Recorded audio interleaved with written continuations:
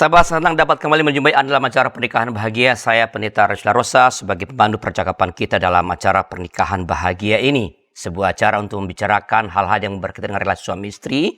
Bagaimana kita membangun sebuah pernikahan supaya dengan demikian kebahagiaan yang Tuhan sudah sediakan dalam kehidupan pernikahan kita dapat kita raih dengan sebaik mungkin. Dan dalam episode kali ini kita akan membahas sebuah topik yang langsung berkaitan dengan acara kita. Acara Pernikahan Bahagia, yaitu mencipta kebahagiaan dalam pernikahan. Mencipta kebahagiaan dalam pernikahan. Dan untuk membahas topik ini, sudah bersama-sama dengan kita dua narasumber kita, Pendeta Nathanael Adi dan Pendeta Welly, pasangan suami istri. Ya, selamat jumpa Pak Adi, Bu Welly. Apa kabar? Baik, sehat. Gimana di jemaat, perjumpaan atau acara-acara yang berkaitan dengan pasutri masih terus berjalan kah? Nah, di masa pandemi ini kami praktis agak vakum ya, karena kalau kita bicara soal sharing pasutri, agak sulit bagi pasutri itu bisa sharing secara terbuka karena kan mereka mengikuti Zoom dari rumah, didengar anak-anak ya, didengar keluarga besarnya begitu. Tapi kontak-kontak dengan komunitas pasutri tetap terjaga ya? Iya, betul. Kita upayakan tetap ada komunikasi dengan mereka. Ya. Sahabat, Pendeta Nathanael Adi adalah pendeta di GKI Kayu Putih, Jakarta, juga sekretaris ketua dari BPM SWG KSW Jawa Barat, dan beliau menulis 2 buku tentang pernikahan, ya. Satu kalau tidak salah berjudul Apakah Dia Mencintaiku, betul ya? Iya, betul. Ya. Apakah Dia Mencintaiku diterbitkan oleh BPK Gunung Mulia? Ya. Dan buku kedua tentang pernikahan, tentu dia punya buku yang lain adalah Ku Tahu Dia Mencintaiku, terbitan Grafika Kreasindo. Ya. Jadi pertanyaannya di BPK Gunung Mulia, jawabannya di situ ya. Kreasindo. Kurang lebih seperti itu. Oke. Kalau Ibu Pendeta Welly adalah pendeta GPIB non-organik, begitu ya, Bu Welly? Betul, Pak. Sehari-hari apa kesibukannya?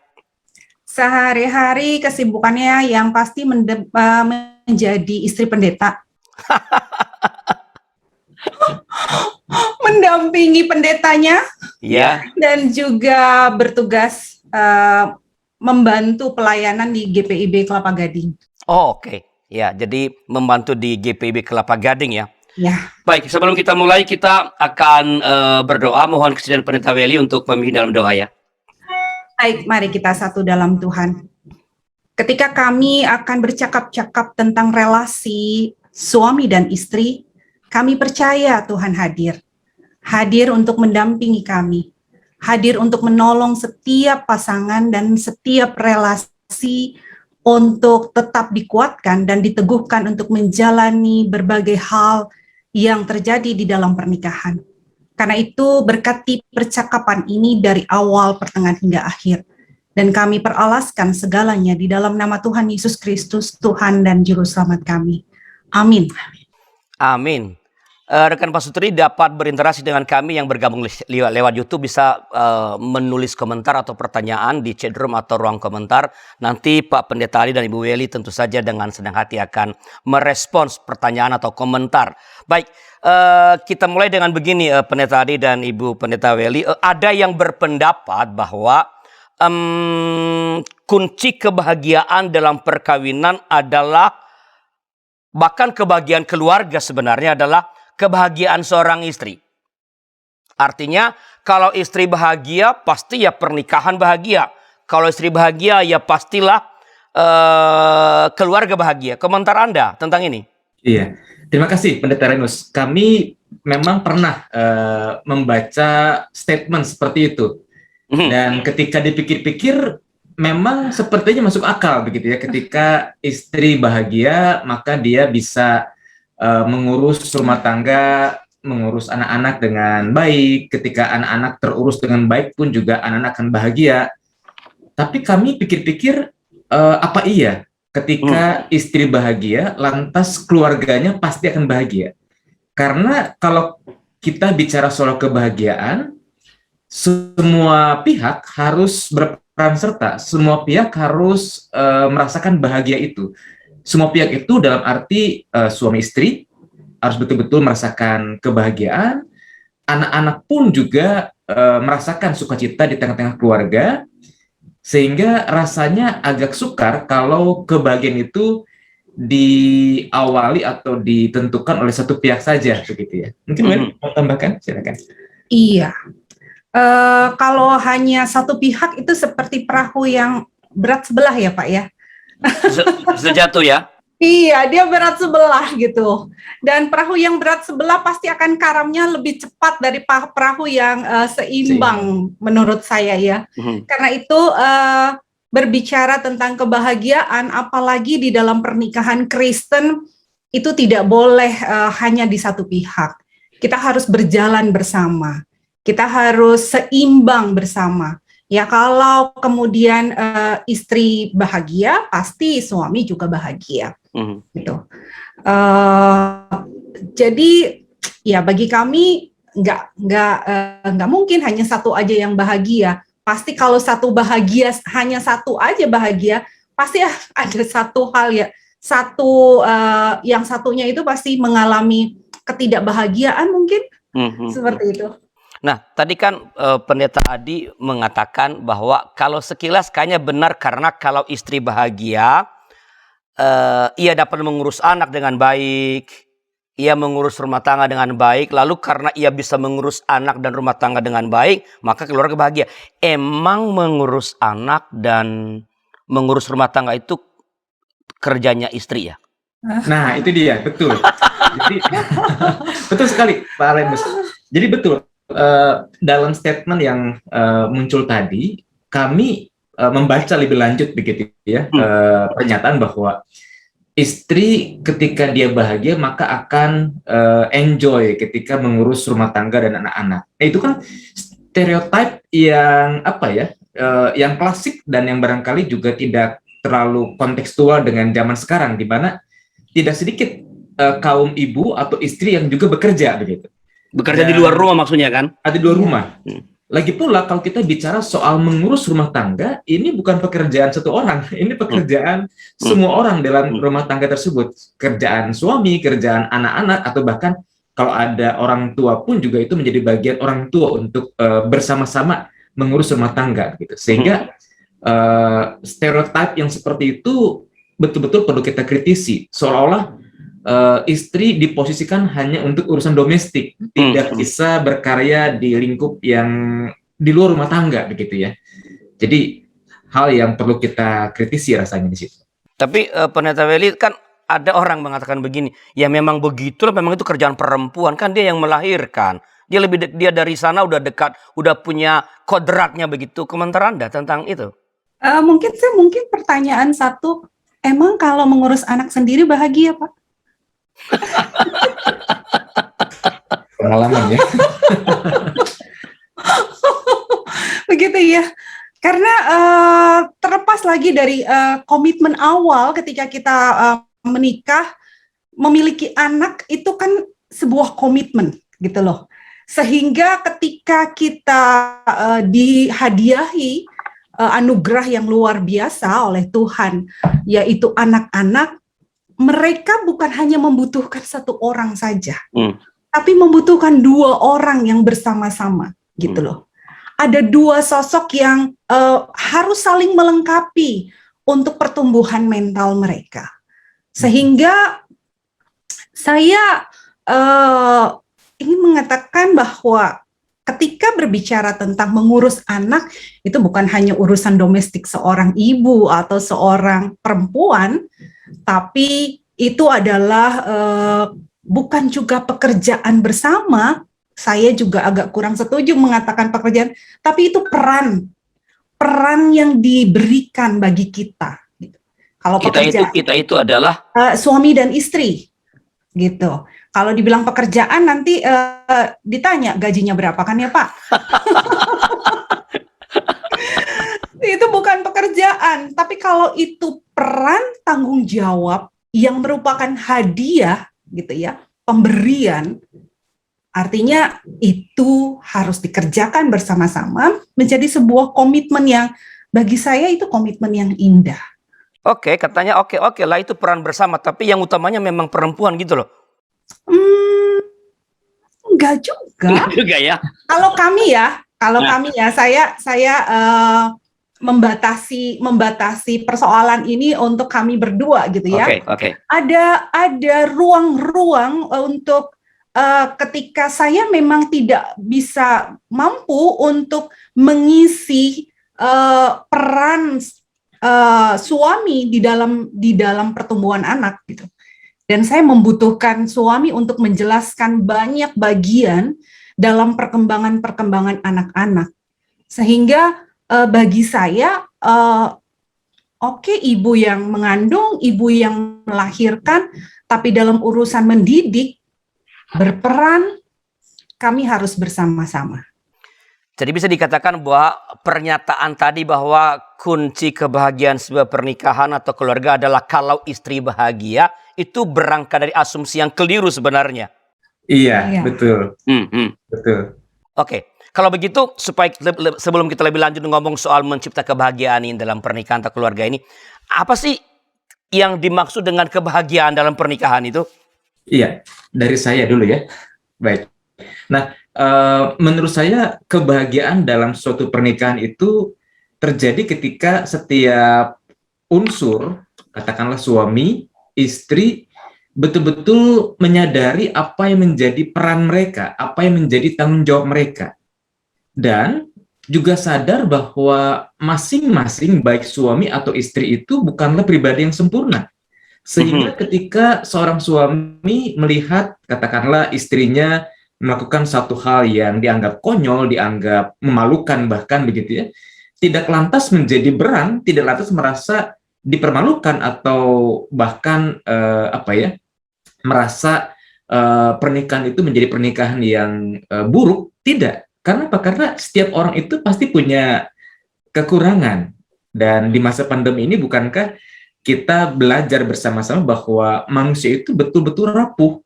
Sehingga menyadari kerapuhan berarti menyadari bahwa, oh iya, saya sebagai suami tidak mungkin menuntut istri melakukan sesuatu yang melebihi kemampuannya. Karena saya menerima dia apa adanya di tengah-tengah segala kekurangan yang ada. Nah, bagi saya, atau mungkin bagi kami, ketidakbahagiaan seringkali terjadi karena ada over ekspektasi begitu. Berharap istri serba bisa ngurus rumah, ngurus pekerjaan, ngurus anak, melayani suami. Ternyata istri pun juga kan butuh butuh me time, butuh sesuatu yang juga dia nikmati sebagai pribadi. Sehingga ketika ekspektasi itu tidak memenuhi kenyataan, muncul protes, omel-omelan, ketidakbahagiaan gitu ya. Ini dari perspektif saya, bahwa kesadaran itu menjadi awal mula kita bisa merasakan kebahagiaan di tengah-tengah pernikahan. Mungkin Bari mau tambahkan, silakan. Untuk berbicara tentang kesadaran, mungkin saya hanya menambahkan satu, Pak. Yaitu harus sadar siapa yang kita pilih dalam pernikahan itu. Sadar siapa yang kita pilih. Iya. Oke. Berarti pengenalan dari awal ya. Iya, siapa yang kita pilih. Sehingga ketika ada sesuatu yang kita rasa itu tidak mengenakan, kita tidak menyesali dengan apa yang kita pilih, lalu menyalahkan siapapun, khususnya juga menyalahkan Tuhan mungkin gitu ya. Tapi kita harus betul-betul sadar siapa orang yang menikah dengan kita, siapa yang kita pilih untuk berjalan bersama, sehingga ketika kita menyadari itu, kita punya kesediaan membuka diri untuk bisa menerima dia, seperti tadi Adi katakan, kerapuhannya, kekurangannya gitu ya, dan juga menerima diri kita juga bahwa terkadang kita juga punya kerapuhan dan ketidakmampuan untuk memahami dan mengerti. Sehingga kalau keduanya punya kesadaran bahwa siapa nih orang yang betul kita nikahi, atau siapa yang kepadanya kita berjanji bersama dengan Tuhan, maka kita punya kesediaan lebih gitu ya untuk terus membangun dan terus berjalan bersama. Mungkin Itu tambahan dari saya. Iya, sangat ya baik sekali ya. Saya sebut itu prinsip I decided. Jadi bukan kamu, seperti kata Tuhan Yesus, bukan kamu, tapi aku yang memilih kamu. So saya siap menerima semua resiko karena saya yang milih. Dulu waktu menikah sama Adi nggak ditodong sama Adi toh, yang mau apa enggak? Kalau enggak, Dengan kesadaran kayaknya. dengan kesadaran penuh. Pacarannya 7 tahun, Pak. Jadi sadarnya tuh lama gitu, Pak. Oke, nah pertanyaan berikut adalah apa sih yang ini saya tanya sama Welly, apa sih atau dalam hal apakah Welly merasa bahagia di dalam kehidupan pernikahan? Tapi setelah beberapa informasi berikut ini.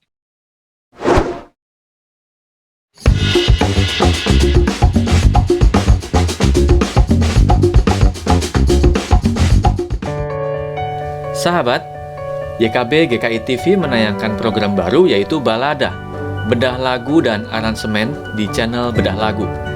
Program ini tayang secara premier 2 minggu sekali setiap hari Sabtu jam 8 malam. Jangan lupa like, subscribe, dan bagikan kepada sebanyak mungkin orang. Tuhan memberkati.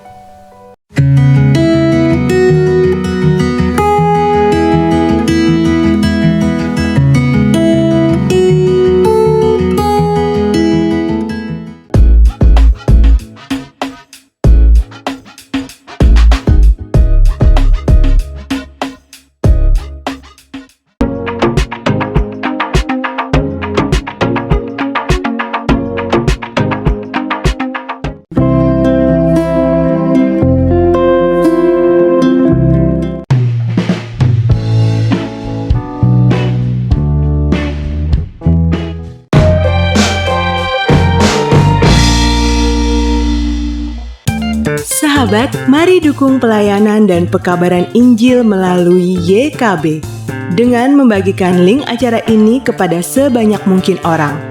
Dukungan juga dapat saudara lakukan dengan mentransfer dukungan finansial ke rekening BCA ke nomor 450 305 2990 450 305 2990 atas nama Yayasan Komunikasi Bersama.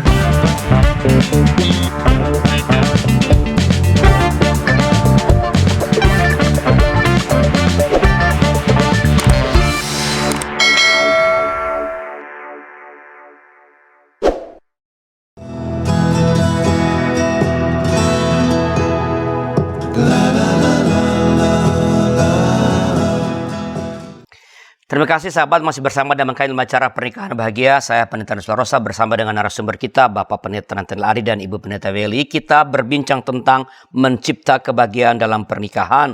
Dan tadi di ujung segmen yang pertama saya ajukan pertanyaan kepada Ibu Welly tentang apa sih atau pada hal seperti apa atau dalam hal apakah merasa bahagia di dalam kehidupan pernikahan? Kalau ditanya apakah saya merasa bahagia dalam pernikahan ini, iya. Yang pertama, saya bahagia dengan orang yang betul-betul saya pilih dan tidak terpaksa. Good point. Yang kedua adalah saya bahagia ketika kami bisa berbagi bersama, berbagi tanggung jawab, berbagi peran, ya, gitu ya. Bukan berbagi finansial ya, walaupun itu harus di dalamnya. Gitu. Itu wajib hukumnya. Iya, itu wajib hukumnya. Nanti ada segmen berikutnya itu ya Pak ya, kalau finansial ya. Iya. Yang ketiga, kami bisa saling menghibur satu dengan yang lain. Ketika ada saat-saat kami jatuh, ada saat-saat kami harus saling dibangunkan satu dengan yang lain. Saling memberi support dan encourage ya. Iya, saling mensupport. Apalagi dua-dua pendeta nih Pak.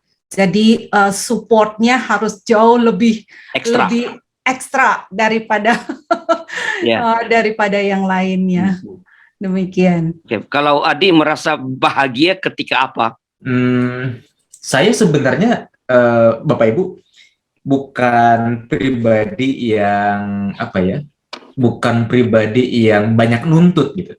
Artinya saya mudah sekali menerima apa yang Welly katakan, ini bicara soal makanan sebagai contoh ya.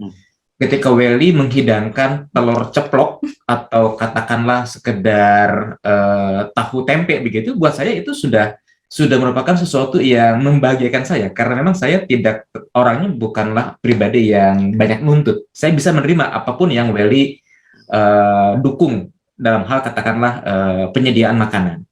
Lalu yang kedua, saya merasa bahagia dalam pernikahan kami karena Welly itu bisa memperlengkapi saya, bisa turut membantu menjadi penolong yang sepadan. Jadi ketika sebagai pendeta saya menghadapi satu situasi yang tidak mudah, dan ternyata Welly bisa mengetahui hal itu dari raut wajah saya yang barangkali tampak penuh dengan beban begitu ya.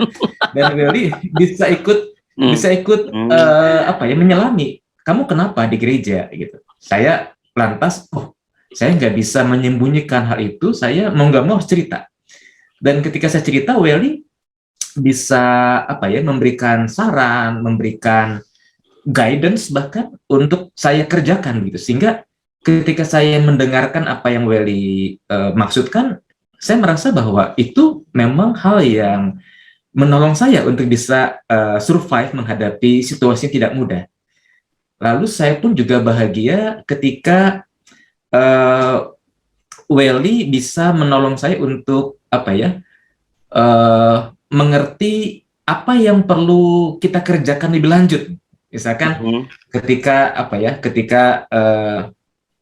anak-anak sudah beranjak ke peralihan menuju remaja begitu, maka Welly menyadarkan bahwa mereka itu bukan lagi anak-anak loh, yang pendekatannya barangkali agak beda dengan ketika anak-anak sudah masuk ke pra-remaja begitu ya. Kita harus mau mendengarkan, kita harus coba jadi sahabat mereka. Nah itu buat saya insight yang seperti itu menolong, oh iya ya, tugas sebagai orang tua ini mulai makin seru nih ketika peralihan mereka ke usia pra-remaja gitu. Jadi bagaimana Welly menambahkan apa-apa yang saya sebelumnya tidak terlalu pikirkan atau cermati, dan itu menolong saya untuk paham, oh iya, saya harus berbuat apa sebagai seorang ayah, sebagai seorang suami begitu. Dan disitulah memperlengkapi itu menjadi kata kunci bagi saya pribadi, bagaimana kebahagiaan itu dapat saya rasakan ketika Welly hadir sebagai penolong yang sepadan, yang melengkapi saya begitu. Ya, ada banyak hal ya para rekan pasutri yang dari sharing pengalaman atau yang dirasakan oleh pendeta Adi dan pendeta Welly ini. Apa sih kebahagiaan itu? Memang mungkin barangkali susah kita definisi, tapi dari yang disampaikan tadi ada ketika mengalami support, atau yang pertama tadi karena saya memilih menikah dengan orang yang saya pilih. Ya, walaupun mungkin masih ada nggak sih zaman sekarang menikah dengan orang yang dia tidak pilih? Ya, mungkin masih ya, mungkin masih. Perjodohan masih ada, Pak. Masih ada perjodohan. Ya, yang kedua ketika saling support, saling memberikan encouragement, ya, menarik ketika sedang terpuruk dan mendorong ketika hendak meraih sesuatu. Apalagi tadi memahami yang dirasakan. Tadi Adi mengatakan ketika beban begitu berat, nggak usah ngomong apa-apa, istri langsung ngerti, bukan hanya ngerti tetapi memberikan support, ya, lalu memperlengkapi tadi, mengingatkan, memperlengkapi. Jadi ada banyak hal sebenarnya ketika yang sehari-hari itu dijalani, hal-hal yang membahagiakan ternyata tersedia terus. Nah, tadi kan Pendeta Welly mengatakan ketika bicara mengenai urusan domestik, mengurus anak, bahwa anak itu adalah, saya catat tadi, anak itu adalah anugerah yang luar biasa. Oke, sekarang saya mau tanya, bagaimana dengan pernikahan yang tidak dianugerahi anak? Padahal itulah yang luar biasa. Apakah keluarga atau pasutri yang tidak dianugerahi anak itu lalu akan kehilangan kebahagiaannya? Pada siapa nih? Ke saya, Pak? Siapa saja. Oke. Bagi saya, pernikahan itu kan pada dasarnya bukan apakah kita memiliki anak atau tidak. Ya, anak anugerah luar biasa, betul. Tapi pada intinya pernikahan itu sendiri itu juga anugerah, bukan? Gitu ya. Karena tidak semua orang bisa menikmati sebuah pernikahan. Tidak semua orang bisa menjalani sebuah pernikahan dengan bisa saling mendukung. Sehingga kehidupan tanpa memiliki anak pun tidak serta-merta membuat pernikahan itu tidak bisa bahagia, tapi bisa mungkin jauh lebih bahagia dari yang tidak memiliki anak mungkin. Karena apa? Karena mereka mungkin bisa melayani dengan full, atau bisa lebih memahami dengan full, bisa punya banyak waktu, time dengan suami atau istri gitu ya. Sehingga bagi saya kebahagiaan itu titik persoalannya bukan apakah memiliki anak atau tidak memiliki anak. Tapi ketika kita memiliki anak, itu adalah anugerah yang memang tanggung jawab dan effortnya mungkin harus kita jalani bersama-sama. Begitu, Pak. Oke.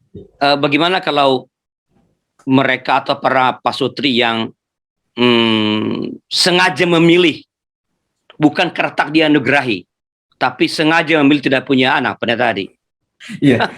Pertanyaan ini rasanya relevan karena saya menjumpai setidaknya di jemaat ya, ada dua pasang suami istri yang masih cukup muda begitu ya, belum ini menikah. Dalam percakapan pranikah itu mengatakan bahwa kami berencana untuk tidak punya anak. Gitu. Karena bagi mereka pertama memang ada kesan di satu pasang, ada kesan mereka tidak mau repot lah dengan urusan anak-anak itu ya, artinya ketika mereka bayi, ketika mereka menangis itu kan repotnya luar biasa gitu. Tapi yang satu lagi pasangan itu mengatakan bahwa kami lebih punya passion menjadi berkat untuk orang lain, dalam pengertian sudah terlalu banyak penduduk dunia ini, karena itu kenapa kami tidak coba membagi berkat kami dengan mereka yang sudah ada begitu ya. Jadi tidak menambah padat dunia ini begitu yang dia pikirkan. Tapi ternyata dua pasang yang tadi saya sebutkan itu ternyata mereka sudah punya anak. Yang satu sudah artinya sudah punya anak, artinya sudah lahir, yang satu lagi akan lahir begitu ya. Nah, di sini kita belajar apa? Bahwa manusia boleh saja merencanakan sesuatu, nggak punya anak gitu, demi alasan apapun. Tapi bagaimanapun kita tidak bisa membatasi kuasa Allah untuk menyatakan pekerjaannya di tengah-tengah kehidupan pasangan suami istri gitu ya. Sehingga ketika anak itu akhirnya dikandung bahkan dilahirkan, pasangan suami istri itu harus betul-betul menerimanya dengan penuh syukur dan juga komitmen untuk membesarkan mereka dengan cinta kasih gitu. Dan tadi Pak Sutri yang tadi nggak mau punya anak, tetapi setelah sekarang sudah punya anak, paling tidak sepengetahuan Pendeta Adi, mereka happy kah dengan anak yang sudah lahir itu? Atau pernah mereka berkomentar tentang anak itu gitu? Iya. Memang situasinya kan sedang pandemi, sehingga kami sendiri biasanya ketika ada anggota jemaat baru punya anak begitu, apalagi mereka adalah aktivis yang kami cukup kenal, biasanya kami datang, kami berkunjung. Tapi karena kondisi pandemi, kami memang belum sempat berkunjung ke rumah keluarga tersebut. Tapi kami bisa melihat dari unggahan-unggahan mereka di Instagram, tampaknya mereka mulai menyadari ada pengalaman-pengalaman yang selama dulu mereka belum punya anak, ternyata itu mencelikan bahwa pengalaman mengurus anak itu ternyata mendatangkan sukacita, mendatangkan pengalaman baru, sehingga mereka mulai bertumbuh dalam pemahaman mereka menjadi sepasang orang tua. Gitu. Sesuatu yang tadinya mereka takutkan, ya karena anak itu merepotkan, anak itu mungkin membuat mereka tidak lagi bebas. Ternyata mereka mulai bertumbuh, mulai ada pengertian-pengertian. Oh, ternyata ada keindahan-keindahan di balik anugerah menerima hadirnya anak dalam pernikahan mereka. Gitu ya. Itu yang saya amati lewat unggahan mereka. Jadi entah punya anak atau tidak, kebahagiaan itu dapat tetap dialami, betul ya, begitu ya? Setuju, ya entah betul. punya anak atau tidak punya anak. Ya, kalau punya anak ya masing-masing lah, ada salibnya sendiri. Punya anak ada bahagianya, ada problemnya. Betul ya? Nggak punya Betul. anak, ada bahagianya. Tadi kan Willy mengatakan, ya lebih punya banyak waktu karena nggak usah repot. Tapi ada juga salibnya sendiri kalau tidak punya anak. Tapi berbahagialah walaupun entah diberi anak oleh Allah, entah tidak, berbahagialah. Nah, ada satu lagi yang orang suka bilang, ini yang orang kaitkan dengan kebahagiaan, Pendeta Willy. Soal konflik. Ada orang berpikir bahwa bahagia itu, keluarga bahagia itu adalah pernikahan yang tidak ada konflik. Kalau konflik itu ya nggak bahagia aja. Memang sih kalau lagi konflik bagaimana bahagia? Lagi emosi, lagi marah. Komentar Pendeta Willy. Iya, dari saya barangkali tidak ada sebuah relasi yang tidak diwarnai oleh adanya perbedaan pendapat atau bahkan konflik. Sebab dua pribadi yang bersatu itu kan datang dari latar belakang yang berbeda. Nah, problemnya adalah pasangan suami istri betul-betul perlu mengelola cekcok atau konflik itu dengan cermat sehingga tidak menggerus kebahagiaan yang harusnya dirasakan begitu ya.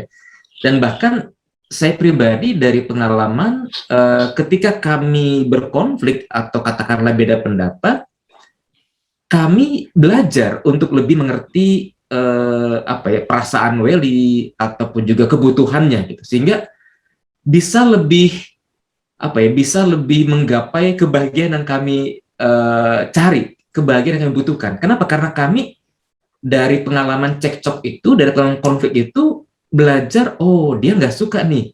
Ya, misalkan ketika kami ini barangkali awal-awal kami menikah, Welly nggak suka kalau saya pergi ke sebuah tempat tidak memberi kabar, karena itu buat seorang Welly atau bahkan mungkin istri-istri pun juga merasakan hal serupa, menjadi kegelisahan karena dia memikirkan ini suamiku ini ada di mana, udah makan atau belum. Itu menjadi sebuah kegelisahan yang terus mengganggu, dan mau ngapa-ngapain pun juga jadi tidak optimal karena memikirkan keadaan pasangannya yang tidak memberi kabar gitu.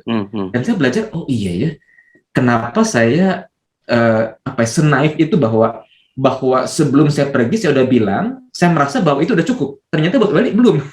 Karena ketika saya mengabari udah nyampe ya di tempat perawatan, udah nyampe di lokasi saya pelayanan, buat Welly itu menenangkan. Nah, ketika saya tahu dari pengalaman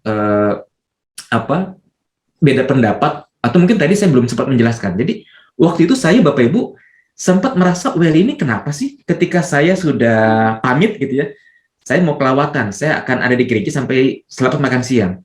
Lalu Welly SMS, waktu itu zamannya masih SMS, belum ada WA. Ada di mana? Sama siapa? Pertanyaan-pertanyaan dari Welly itu buat saya satu pertanyaan yang saya maknai sebagai kecemburuan dan ketidakpercayaan gitu. Interrogatif ya? Interrogatif. Tadi pagi kan saya udah bilang mau ke gereja gitu loh. Tapi kok dia nanya begitu? Nah, perbedaan pendapat, perbedaan perspektif itu membuat saya akhirnya menyadari bahwa oh, ternyata saya salah memaknai pertanyaan-pertanyaan Welly gitu. Di balik pertanyaan-pertanyaan Welly adalah adanya kebutuhan supaya saya memberikan kabar. Dengan begitu Welly lebih merasa tenang. Dari situ saya belajar bahwa oh iya, ternyata melalui perbedaan pendapat atau perbedaan perspektif saya diajarkan untuk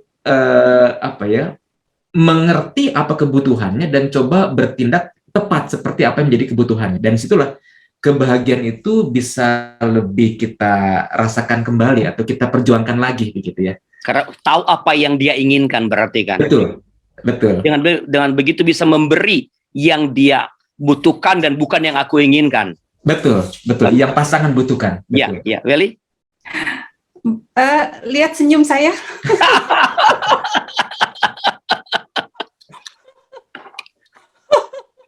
Padahal ketika di WA udah di mana sama siapa, saya hanya mau bilang cepet pulang ya.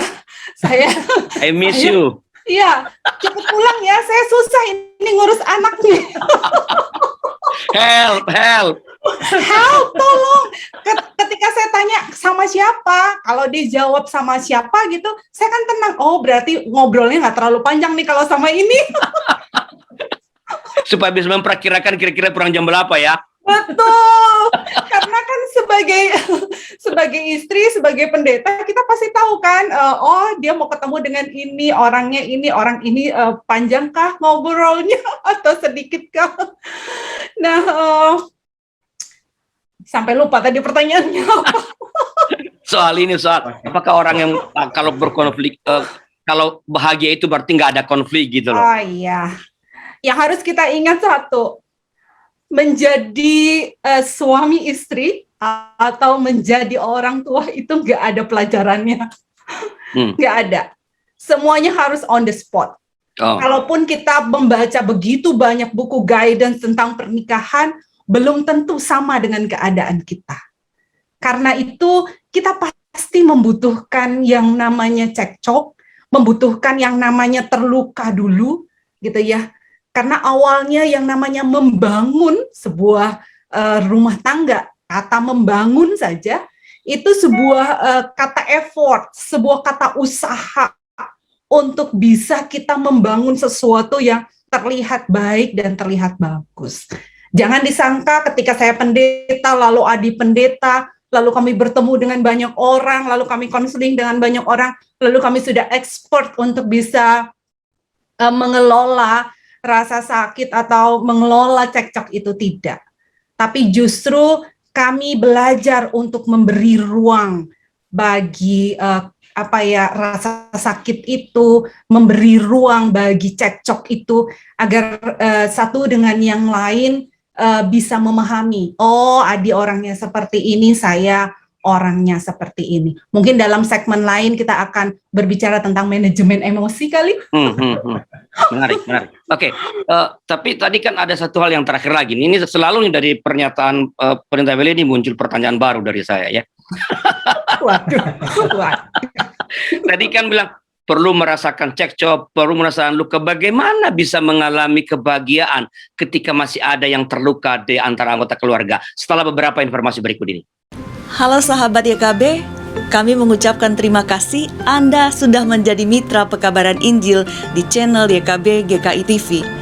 Untuk mempermudah Anda berlangganan dan menyaksikan program Ngulik Alkitab, maka pada bulan Oktober 2021 ini kami akan membuat channel Bible Study. Channel ini nantinya khusus diisi program pengajaran dan pendalaman Alkitab. Channel Bible Study bisa Anda cari pada kolom channel YKB GKI TV. Diingat ya sahabat, per Oktober 2021, Ngulik Alkitab tayang setiap Selasa pukul 8 malam di channel Bible Study.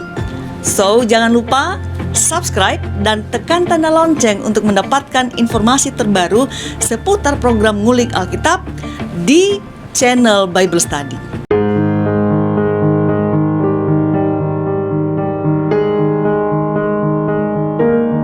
Sahabat, kami mengucapkan terima kasih karena sudah menjadi mitra pekabaran Injil di channel YouTube YKB GKI TV. Untuk mempermudah sahabat berlangganan dan menyaksikan program renungan berbahasa daerah, maka pada bulan November ini kami membuat channel YouTube YKB berbahasa daerah. Channel ini khusus diisi program-program berbahasa daerah yang ada di Indonesia. Diingat ya sahabat, mulai bulan ini program seperti Basa-Basa Dede bahasa Nias, Palamboroha bahasa Toba, Pepalem Pusuh bahasa Karo, Pamalas Uhur bahasa Simalungun, Pepalem Ate bahasa Pakpak Dairi, Paneis Manah bahasa Sunda, Pangayeming Manah bahasa Jawa, Panadoh Ati bahasa Dayak Ahe, Penyadingan Atei bahasa Dayak Ngaju, Piranai Atei bahasa Dayak Maanyan, Umpama Tana Pena bahasa Toraja, Papan Sungai Naunga bahasa Talaut, Pakateno Unau bahasa Siau, Mari Kasagar Hati bahasa Kupang, Pamaringo Eti bahasa Sumba, Mapalolinekaf bahasa Timur, dan bahasa daerah lainnya akan tayang di channel YouTube YKB berbahasa daerah. Jangan lupa subscribe dan tekan tanda lonceng untuk mendapatkan informasi video terbaru di channel YouTube YKB berbahasa daerah. Terima kasih, Tuhan Yesus memberkati.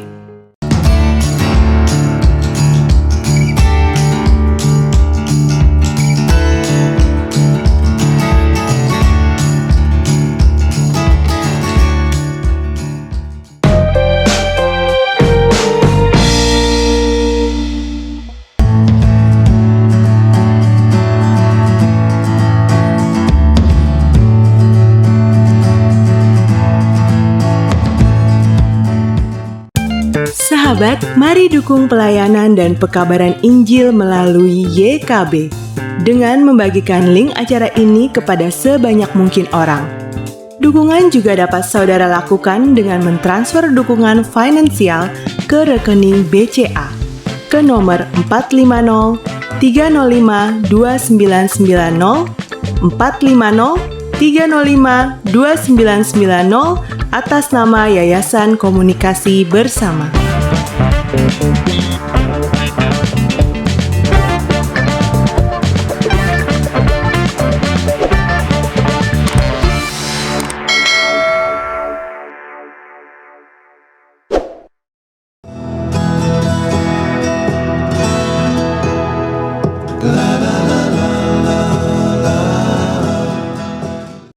Terima kasih sahabat, masih bersama kami dalam Acara Pernikahan Bahagia dengan saya Pendeta Rusla Rosa. Ini segmen yang terakhir, segmen ketiga, tapi Anda masih bisa tetap memberikan atau menulis komentar, menulis pertanyaan untuk segmen ini kepada Pendeta Adi dan Pendeta Weli, dan percayalah dengan senang hati akan mereka respons. Kita lanjut ya, Pendeta Adi, Pendeta Weli. Tadi kan saya menitip pertanyaan tuh di ujung segmen yang kedua. Oke. Kalau orang konflik, itu kesempatan untuk mengenal. Saya jadi tahu apa kebutuhan pasangan saya karena ternyata dia nggak suka yang ini. Dan karena itu saya bisa memberi yang ia butuhkan, bukan yang aku inginkan. Tapi kalau luka, bagaimana? Bagaimana saya bisa bahagia? Atau bagaimana keluarga bisa baik kalau masih ada salah seorang di antara anggota keluarga atau di antara suami istri yang masih terluka? Ya. Ladies first. Kalau luka, ladies first, Pak. Maksudnya yang paling banyak dilukai maksudnya. Tadi kita sepanjang segmen 1, segmen 2 sudah berbicara gitu ya tentang bagaimana melengkapi, bagaimana kita berjuang bersama gitu ya, bahwa pernikahan tanpa luka itu tidak mungkin gitu ya. Dan saya orang yang meyakini bahwa kebahagiaan dalam pernikahan itu pun bisa direnggut jika maksudnya ketika kita dapat menyelesaikan luka.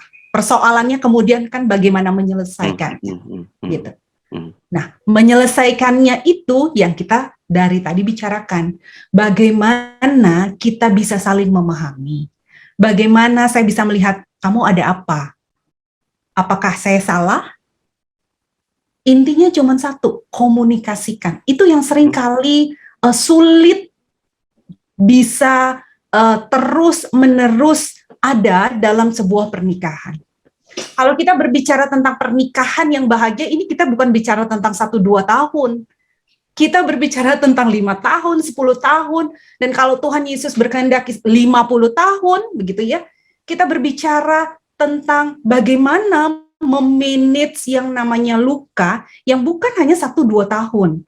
Karena itu dasar komunikasi dalam pernikahan itu begitu penting. Komunikasi bukan hanya saya berbicara, hai apa kabar, atau kamu mau makan apa hari ini, atau apakah kamu capek, atau kamu susah, tidak. Tapi ketika konflik, nah ini effortnya, ketika kita terluka, bagaimana caranya kita berkomunikasi dalam luka, itu menjadi poin tersendiri dalam pernikahan. Kalau ditanya bagaimana caranya, saya mengatakan masing-masing kita punya cara yang diberikan Tuhan. Kenapa? Poinnya tadi yang saya katakan, kalau saya menikah dengan orang yang saya pilih, tidak mungkin saya tidak meminta kepada Tuhan untuk tidak memahami dia. Ada campur tangan Tuhan di dalamnya untuk tolong Tuhan saya bisa memahami dia.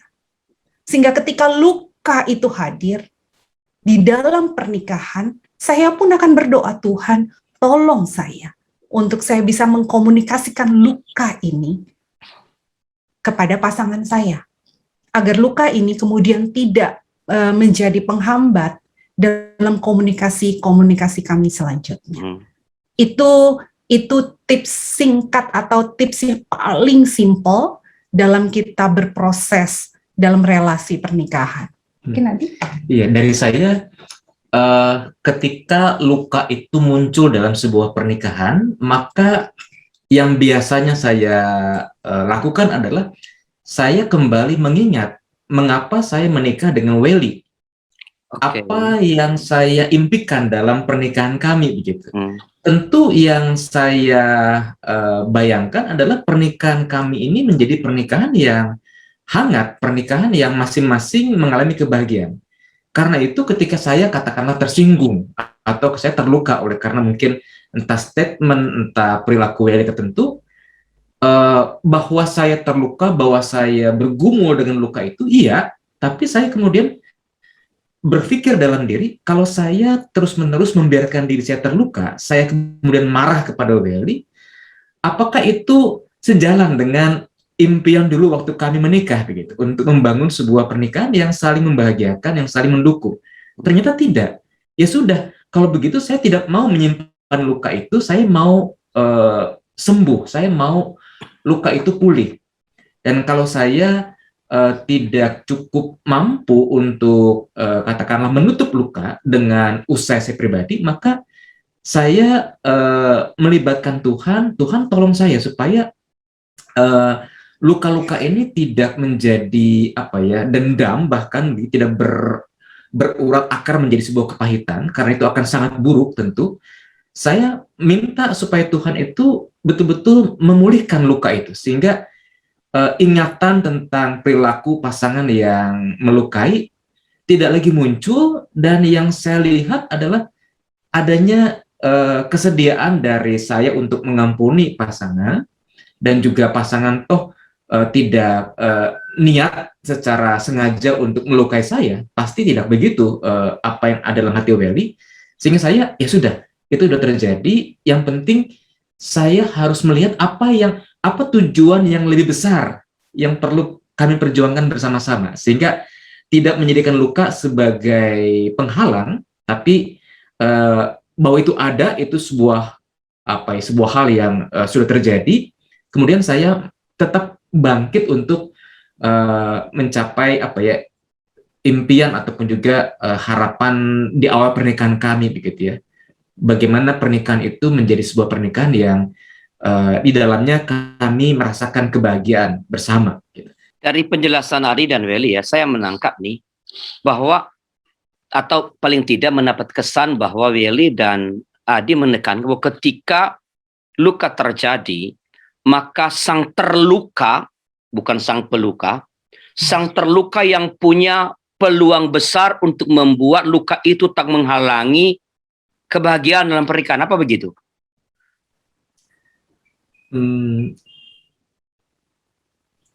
Yang tadi Adi mengatakan saya akan begini, Welly juga menatak saya tahulah, karena saya minta supaya menyembuhkan luka. Jadi bagaimana saya sang terluka yang punya, bukan berarti peluka tidak punya peluang, tapi sang terluka punya peluang lebih besar untuk membuat luka itu menghalangi kebahagiaan. Begitukah? Sang terluka membuat punya peluang lebih besar untuk membuat luka itu tidak menghalangi kebahagiaan. Karena dia mengampuni? Ya karena dia punya kalau dia sudah mengampuni, tadi kayak Adi mengatakan, kalau dia udah mengampuni kan berarti beres semua. Sementara kalau di sono sang peluka ngomong apa aja, kalau di sini belum beres kan tetap menghalangi. Begitu maksudnya Kak? Mengampuni sama melupakan pasti berbeda, bukan? Iya. Iya. Karena itu berbicara tentang luka, mungkin bisa panjang ini. Berbicara tentang luka berarti kita berbicara tentang menerima. Betul? Menerima siapa yang melukai. Karena kalau dalam pernikahan, berbicara tentang terluka bukan hanya berbicara tentang suami istri saja yang melukai, tapi punya banyak aspek. Kalau saat ini kami hanya mempersempit pada luka yang dialami atau dilakukan oleh suami dan istri, seperti yang saya katakan, kuncinya komunikasi. Ketika kami mau mengkomunikasi luka itu, maka luka itu sedikit demi sedikit tergerus. Maka luka itu sedikit demi sedikit dapat disembuhkan ketika kami mau mengkomunikasikan. Cara mengkomunikasikan pun itu menjadi PR yang luar biasa bagi kami, khususnya sebagai pasangan pendeta. Karena di dalamnya kami harus punya kesabaran yang luar biasa, kami harus punya kesadaran untuk penerimaan yang luar biasa. Namun, kami juga harus punya kesadaran untuk tidak membiarkan luka itu terus hadir. Karena dengan kesadaran itu yang saya katakan, luka, menyembuhkan luka, tidak berarti melupakan luka. Kembali lagi, apakah kita sebagai yang terluka atau pelaku pemberi luka menyadari nggak? Atau memilih nggak untuk stop? Untuk memberikan ruang pada pengampunan atau memberikan ruang pada penyembuhan luka itu. Kalau kita sendiri tidak mau menyadari atau kita sendiri tidak mau memilih untuk stop, percayalah itu akan terus berulang, dan terus berulang. Begitu, Pak. Jadi artinya ini semakin menegaskan ya bahwa yang punya peluang paling besar itu adalah sang terluka tadi kan, memaafkan, mengenali lukanya, lalu menerima tadi terakhir, menerima luka itu dan akhirnya mengkomunikasikan. Begitu Pendeta Adi.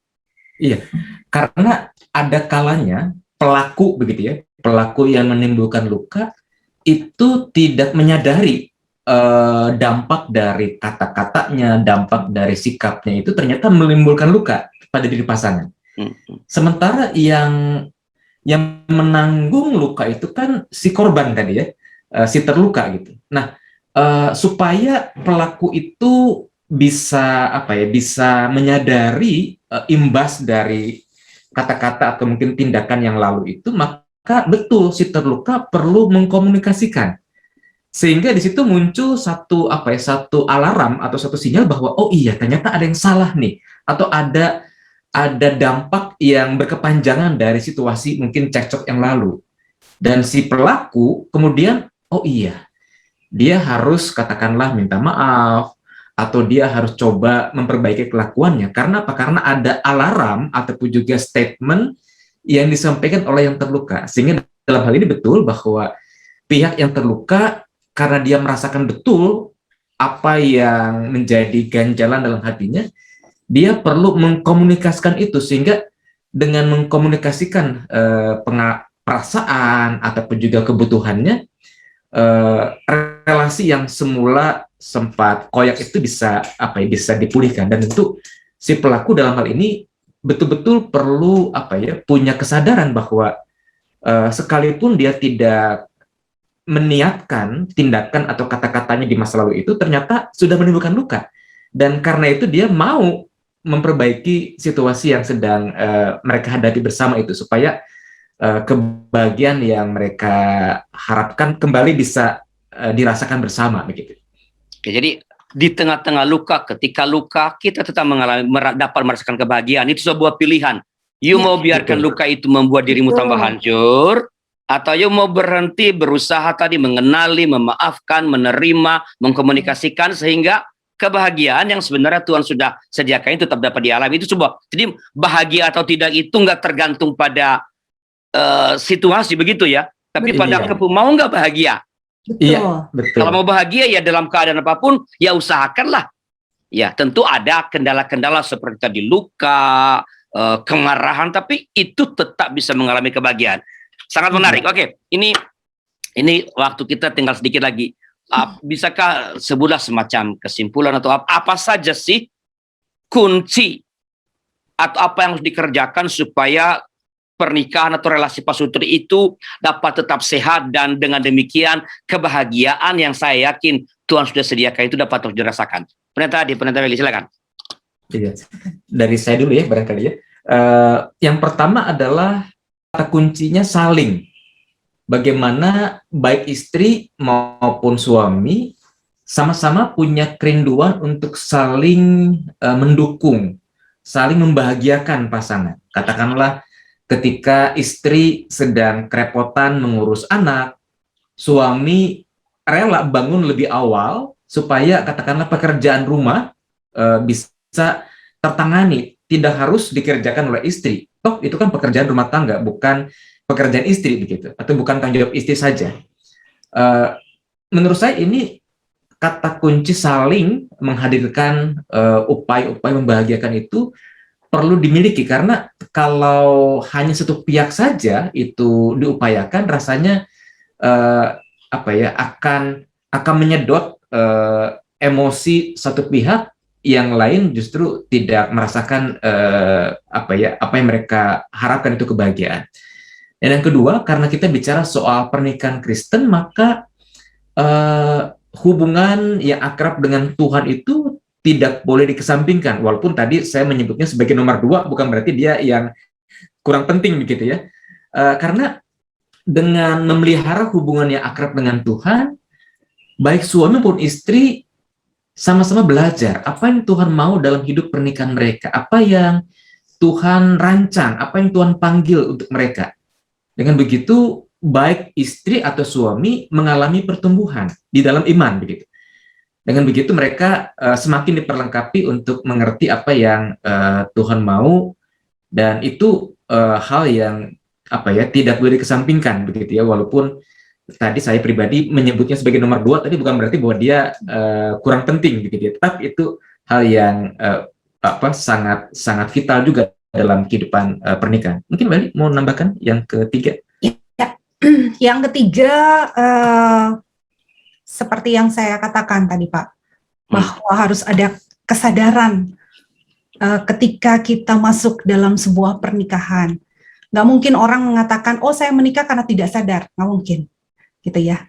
Tapi kita harus punya kesadaran bahwa pernikahan yang Tuhan berikan bagi kita itu dapat kita jalani bersama dengan pasangan kita dan juga bersama dengan Tuhan. Yang kedua tadi yang saya katakan juga bahwa kita punya pilihan kok, pilihan untuk bisa memilih pasangan kita. Artinya kita sadar siapa pasangan kita, dan ketika kita menjalani pernikahan, kita bisa memilih juga untuk menerima tanggung jawab itu dengan penuh. Dan ketika ada luka dan konflik, kita bisa memilih bagaimana menyelesaikannya dengan baik. Karena dengan kesadaran dan pilihan, ketika kita memasuki pernikahan, itu sungguh-sungguh sangat penting, sehingga kita tidak saling menyalahkan. Kenapa ini begini dan kenapa itu begitu? Karena kita sudah punya kesadaran ketika kita memasuki pernikahan itu. Dan di dalam kesadaran itu ada pilihan-pilihan konsekuensi yang kita ambil. Dan di dalam semuanya, kita berjanji pada Tuhan untuk bisa masuk bersama dan berjalan bersama.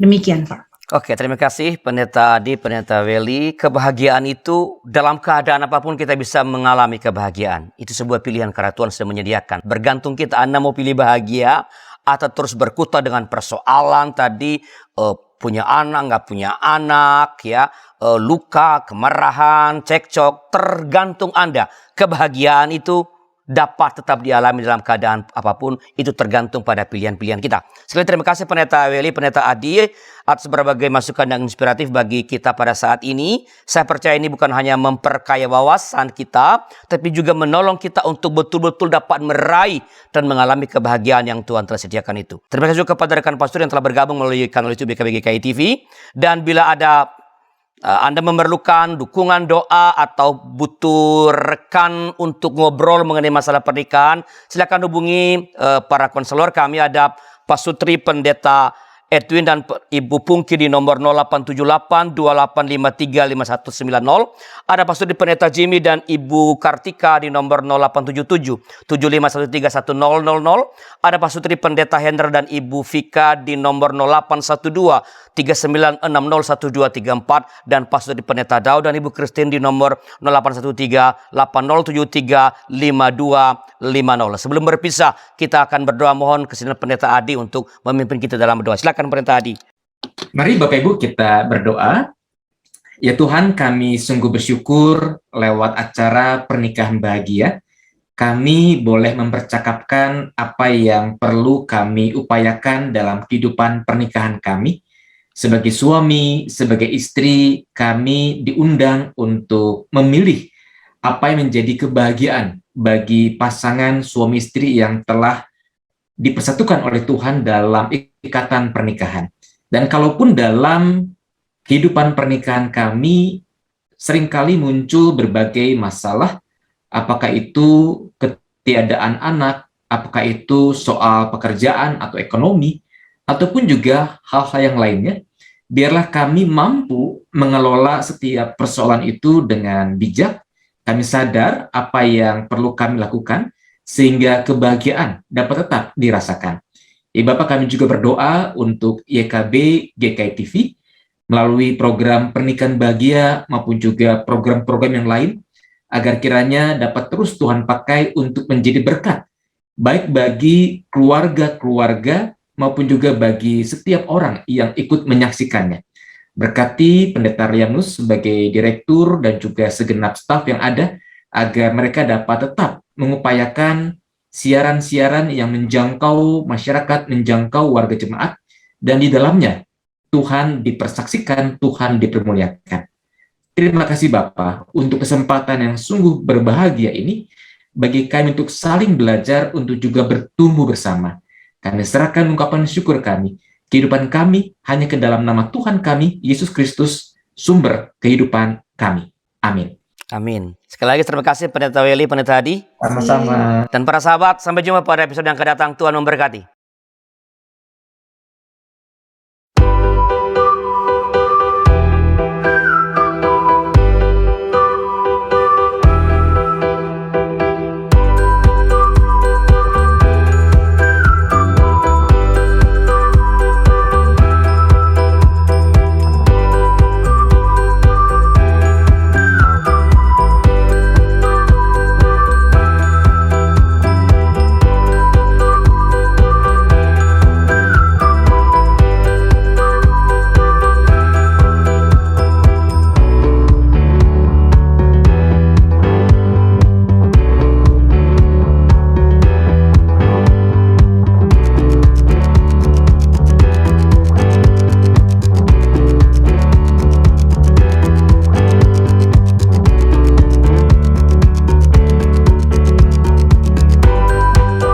Sahabat, mari dukung pelayanan dan pekabaran Injil melalui YKB dengan membagikan link acara ini kepada sebanyak mungkin orang.